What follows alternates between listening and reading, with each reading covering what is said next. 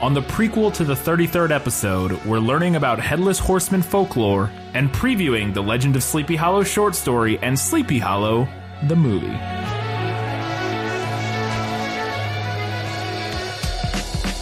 Well, welcome back to This Film Is Lit, a podcast where we talk about movies that are based on books and sometimes short stories. Taking again one small short break from our Harry Potter series. We only have 6 and 7 left. Yeah. Which will be 3 episodes total because 7 is a 2-part movie. Right. So we're going to split that into 2 episodes. Instead of God, we would have like a 6-hour podcast. It would be a forever long podcast episode, so we'll do that one as 2. But in the meantime, for Halloween, we're doing The Legend of Sleepy Hollow. So we're going to get into learning things with This Film Is Lit, but first we have a short little plug. So the other podcast that we want to talk about is Stories of Your and Yours, or SYY podcast on social media. It's a weekly short story podcast. It's pretty neat. He kind of does almost like a 1920s radio hour kind of thing. Yeah, reads short stories and that sort of thing. I listened to the H.P. Lovecraft episode today, which is really interesting. I learned it because he also, at least in the H.P. Lovecraft episode, did a kind of a dive into the history of H.P. Lovecraft about his writing and that sort of thing, and it was really interesting. And then then he goes in and reads the stories and adds sound effects and music, and it's fun. It's really fun. Yeah, and he's got a great voice. He's got a way better voice than either of us do for this. So that's host Sean Ennis, again, Stories of Your and Yours podcast. So he is actually going to be doing an episode over The Legend of Sleepy Hollow, as we are. And his episode will be coming out on the 31st on Halloween. But if you listen to our episode, you like what you hear, and you want to know even more about the story and hear a really cool out loud rendition of it, you can look up SYY podcast and give that a listen. Yeah, it might even be good. You can hold ours for a week, listen to his first, and then or listen to ours, and then you go back and you'll get the whole story, the whole experience. Yeah. It'll be a fun little partnership there with the being able to hear the whole story and then hear our commentary on how they compares with the 1999 film. So check out Stories of Your and Yours. No matter what anybody tells you, words and ideas can change the world. So, talk to me about Headless Horseman Folklore. All right. So, the Headless Horseman is not as unique as maybe we thought it was when we were taking lit classes in school. In my very brief research I did today about the movie, found out that was the case. Yeah. Even just reading about the movie. So Headless Horseman has been a motif, which I think we've covered this before. A motif is a recurring theme or idea. So that's been a motif in European folklore since at least the Middle Ages. Traditionally depicted as a man on horseback who is missing his head. Pretty self-explanatory. Pretty self-explanatory. Aptly named. Yes. They weren't thinking outside the box on naming. Depending on the tale, the horseman might be carrying his head, or he might be missing his head altogether and he's searching for it. So we're going to take a shallow dive into a couple different types of headless horsemen that we see in different European mythologies, starting with Irish folklore, and a name that I am almost assuredly about to mispronounce, a Dullahan. Dullahan? Dullahan sounds more correct. Or it could be Dullahan. Dullahan? I would imagine. I have no idea. I tried to look it up, and I couldn't find anything that was satisfactory. But it means dark man. Okay. And what this is, and again, in Irish folklore, it's a headless, demonic fairy. They're really into fairies in Irish folklore. Super into the fae. Usually riding a horse and carrying his head under his inner lower thigh, or holding it aloft, which allows him to see at a great distance. He wields a whip made from a human corpse's spine, which is pretty metal. Very metal. And when he stops riding, a death occurs. He calls out a name, at which point the named person immediately drops dead. Also pretty metal. Yeah. Very much so. Yeah, so that's some terrifying Irish folklore for you. Then we move over to British folklore, which has a tale concerning a man named Ewan, who was decapitated in a clan battle at Glen Kinnear on the Isle of Mull, and that's an area that he is said to haunt to this day. Ooh, spooky. So the battle denied him any chance to become a chieftain, and it's said that both he and his horse are headless. So the horse got decapitated? Apparently. That was a mighty swing from whoever, or did they do it separately? Was like one first and then the other? Because that would be really impressive to get both in one go. And also, seems like overkill. If you had to have gotten the horse first. Yeah, horse first, then the guy. Because if you didn't, you could just use the horse. Although I'm sure there's like tales of old of, winning armies just killing all the animals the horses, because also, insulting the ground, or I don't know. But yeah, it seems interesting that both of them would be headless. There's also a 14th century poem, Sir Gawain and the Green Knight, which some of you may have read in school. Didn't ring a bell to me. It's on the curriculum occasionally, more so in like college courses. Anyway, that story also features a headless horseman. The titular knight is headless.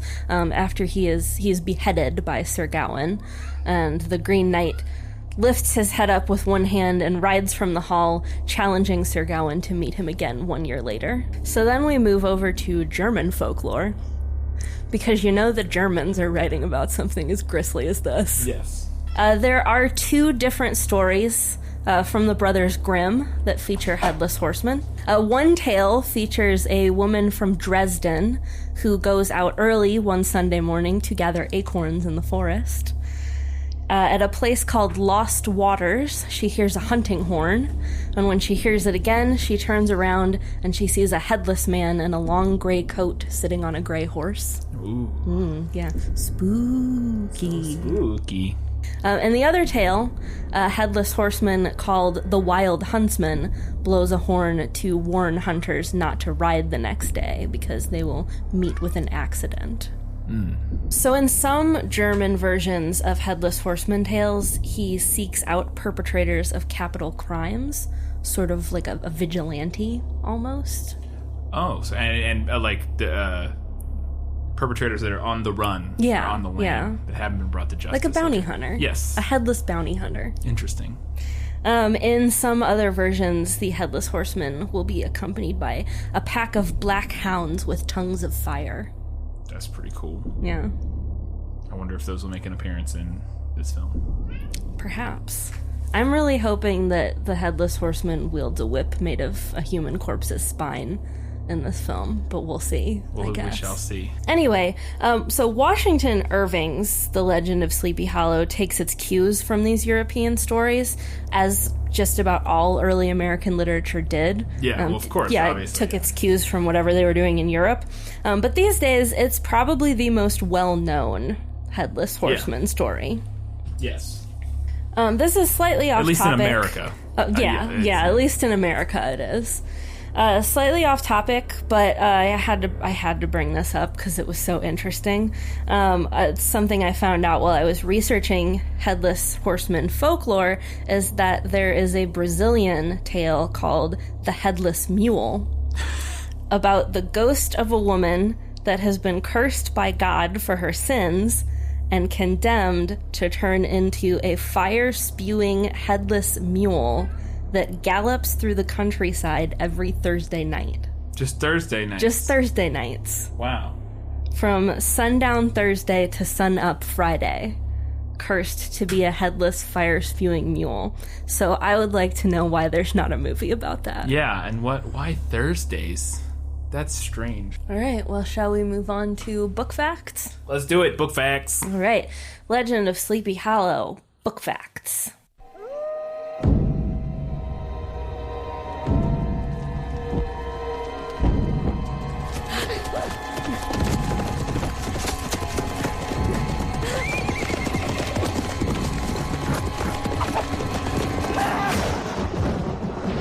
The Legend of Sleepy Hollow is a gothic story. by American author Washington Irving, who was one of the most prominent early American writers. It's a short story. Short stories are generally classified as self-contained stories under 20,000 words, although that is the high end of the spectrum.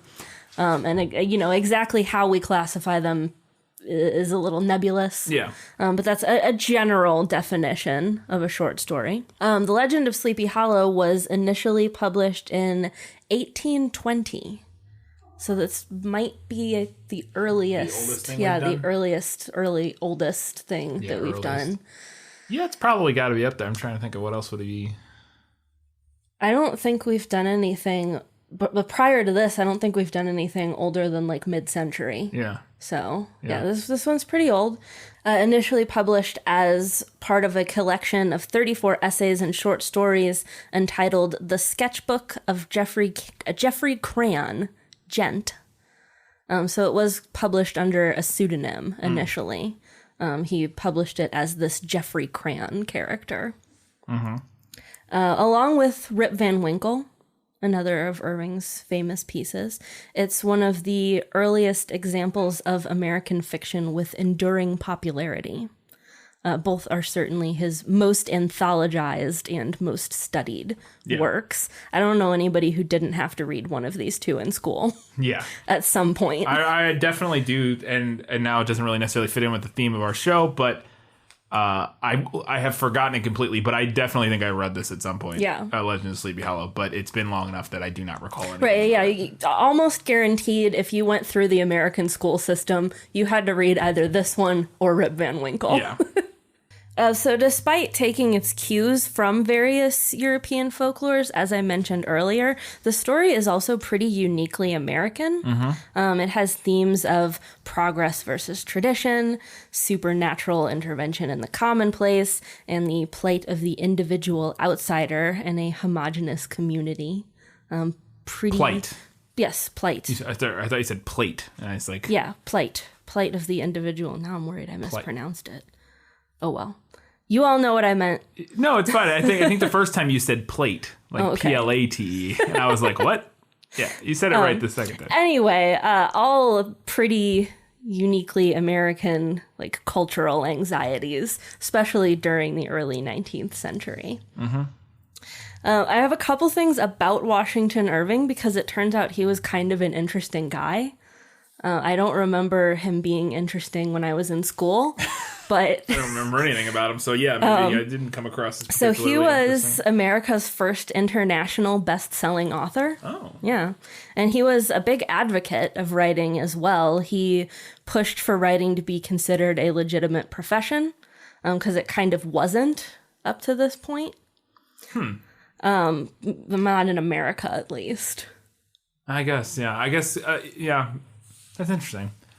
I guess maybe a lot of the other people who wrote at the time, you wrote as like a secondary thing. Yeah, you wrote as a secondary thing. Like, because that is pretty common. Like a lot of the, especially, I don't know about nonfiction, but I don't know about fiction, but a lot of the nonfiction writers at the time, or not nonfiction, but like the people who were writing or who published stuff, it seemed like, they were like politicians. Right. Up to this they point, were like, they did a thing and then you wrote about that thing. A lot of the writing that was done in American literature it had a secondary purpose. It was political, like you said, or it was like documents for something. Yeah. Like, I don't know if you had to read any of Cotton Mather's courtroom documents. It rings a bell, but I'm not sure. It's about witch hunts. Yeah. You would recognize it if you saw it. They're hilarious. Anyway, so he pushed for writing to be considered kind of its own like legitimate profession. Mm-hmm. He also lobbied for greater copyright protections in America. And he also offered encouragement to other up-and-coming American writers, including Nathaniel Hawthorne, who wrote The Scarlet Letter. Herman Melville, who wrote Moby Dick. That's that one that's just about a fish, right? Yeah, it's just about a fish. And Edgar Allan Poe, who needs no introduction. Yeah. Another interesting tidbit, Washington Irving is also partly responsible for our modern idea of Santa Claus. Really? Yeah. In his satirical piece, A History of New York, he inserted a dream sequence that featured St. Nicholas soaring over the treetops in a flying wagon, which was later co-opted by people and dressed up as Santa Claus. Interesting. Yeah. I thought that was kind of cool. Yeah.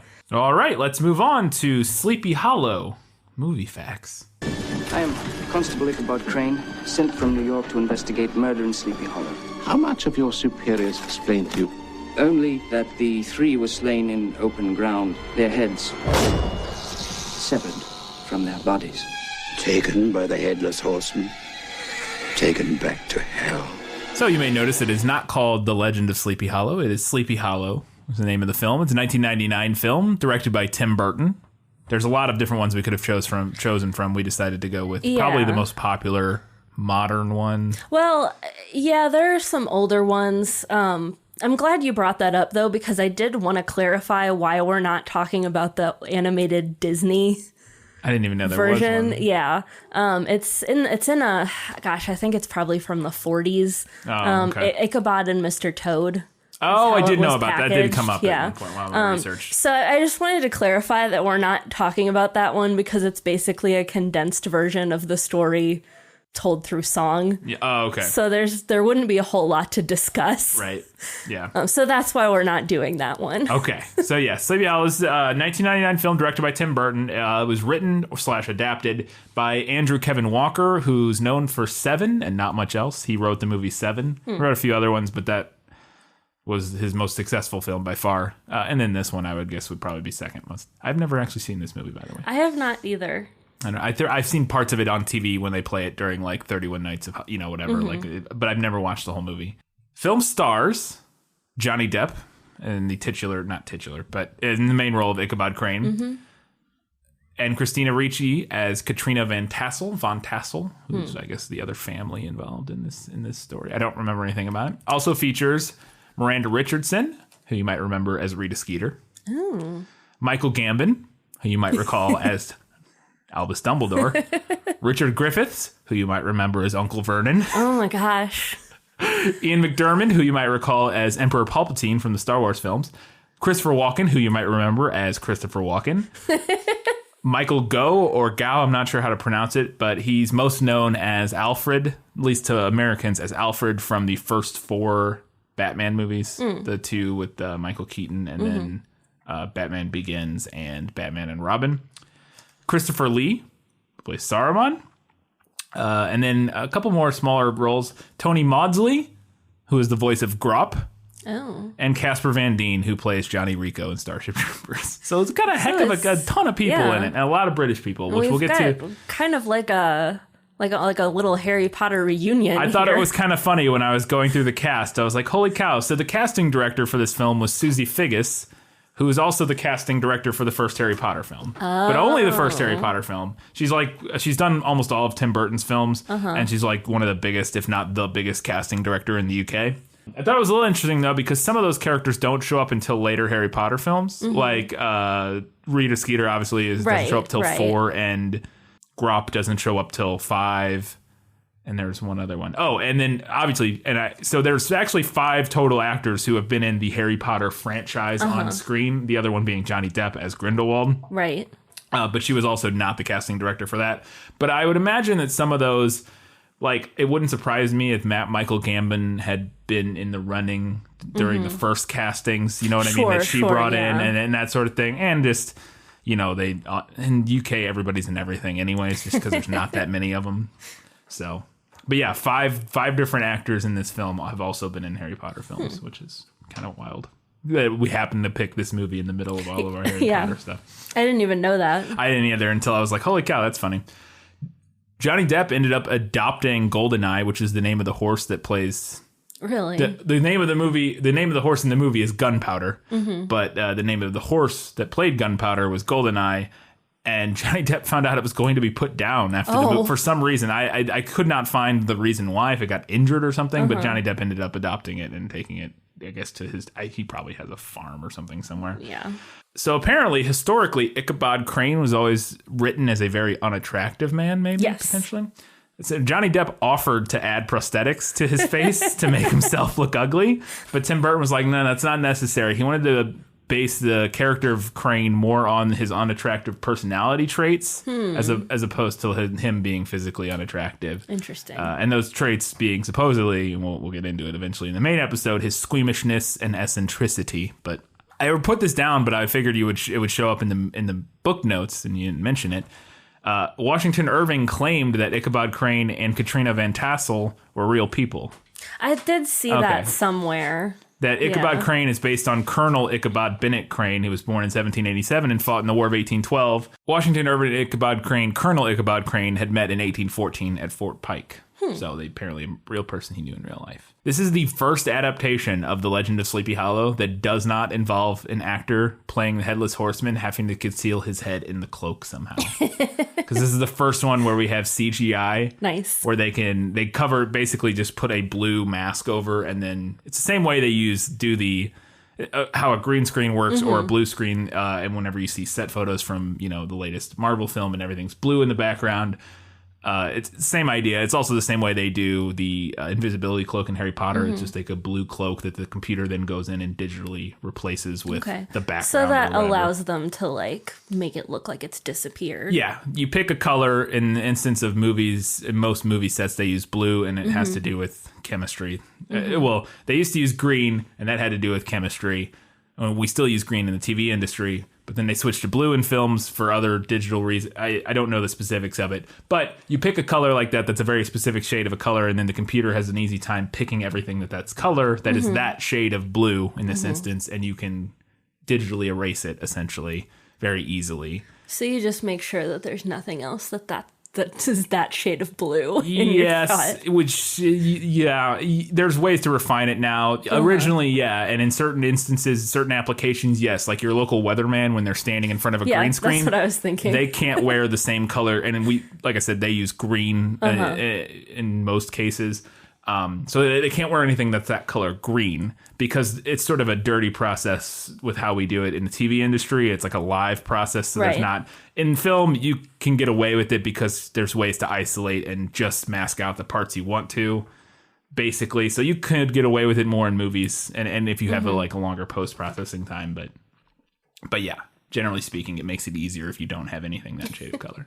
Winona Ryder was offered the role of Katrina Von Tassel originally, but she turned it down, which is interesting because she's worked with Tim Burton and Johnny Depp.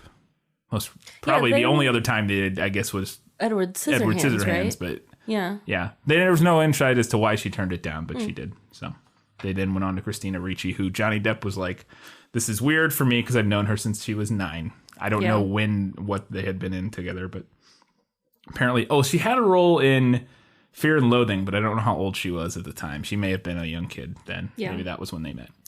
Another fun thing, so along with Harry Potter having 5, this film having 5 future Harry Potter alums in it, it also has 3, at the time, future/past Sith Lords in it.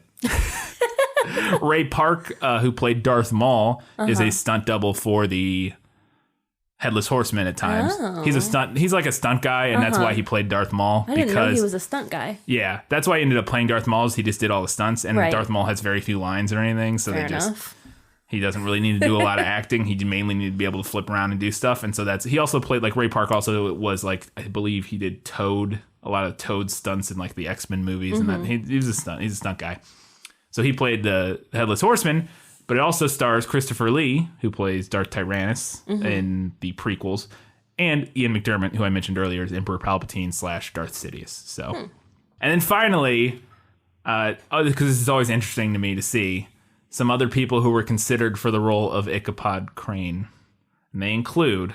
Can you have any guesses? I have 3 for Ichabod Crane. Leading man, 1999. Ooh. 3 guesses. Tom Cruise. Nope. Brad Pitt. Yes, that's one of them. Brad Pitt was one. I don't even know. Yeah. Okay, who else was it? The other 2 were Liam Neeson. Interesting. Which makes sense because that was right around the time of the prequels. And I'm trying to remember what else he had been in before that, but something surely. And this one's interesting and makes sense, but I could never see him doing it. Daniel Day-Lewis. I could potentially see that if this were like a pretty close adaptation of I the could see it if it story. wasn't Tim Burton. Yeah, I don't think he would want anything to do with a Tim Burton movie. I could see Daniel could be wrong, Day-Lewis but- because in the story, Ichabod Crane is kind of like prim and fussy. Yeah. So I could see him doing that. But I don't know much about this movie, but I feel like that's not so much the take on it. I don't know. They mentioned his squeamishness and eccentricity as being what he wanted to focus on. So maybe. I guess my thing is it's just...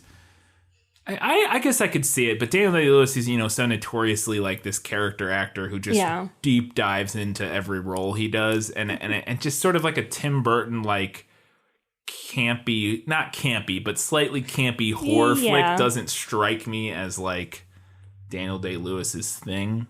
Yeah. But I could be wrong. But I think if it were a different director, I could see him doing that role. Yeah, I could see it, yeah.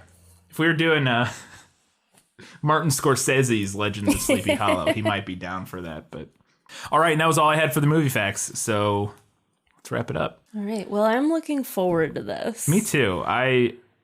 This is one of those movies I don't know how I didn't see it, because it's right in the wheelhouse of when I will watch movies like this. Yeah. Like, this is the year The Mummy came out, which is like my favorite movie of all time. It's kind of the same, like, type of... Not the same type of thing. It's very different, but I don't know. I feel like I would have been into this movie. I'm not sure why I never saw it. Really have no idea.